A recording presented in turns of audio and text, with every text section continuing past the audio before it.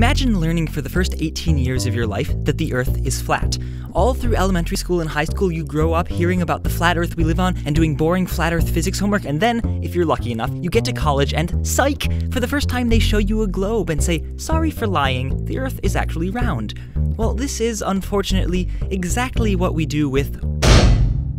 You probably learned that objects attract each other based on their mass, so you probably grew up thinking that light can't possibly be affected by gravity because light is massless. I know I did. Well, guess what? The source of gravity is not mass. It's energy and momentum, which light certainly has. Of course, regular matter does too. So not only does light get bent passing by a star or planet or black hole, but light attracts the planet or star or black hole in return. To be sure, it's only a very, very small amount, but a small amount is not zero. Anyway, the point is that Newton's law of gravitation is just an approximation.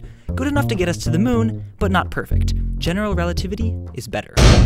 Speaking of the moon, you probably also learned that if a sheep is moving 2 miles per hour relative to a train, and that train is moving 2 miles per hour in the same direction relative to the ground, then the sheep is moving 4 miles per hour relative to the ground. 2 miles per hour plus 2 miles per hour equals 4 miles per hour, right? False. Experiments in special relativity have confirmed that velocities don't simply add together, and so the sheep will in fact be moving very, very ever so slightly slower than 4 miles per hour relative to the ground. And the formula that correctly predicts this deviation from just adding the velocities is v1 plus v2 divided by 1 plus v1 times v2 over c squared. It's not a very big effect, but then again the Earth looks pretty flat, doesn't it? But the Earth isn't flat. If I walk 10,000 kilometers away from my cat, and you continue on walking 10,000 kilometers more, you're not 20,000 kilometers away from my cat. You're just 12,750 kilometers away.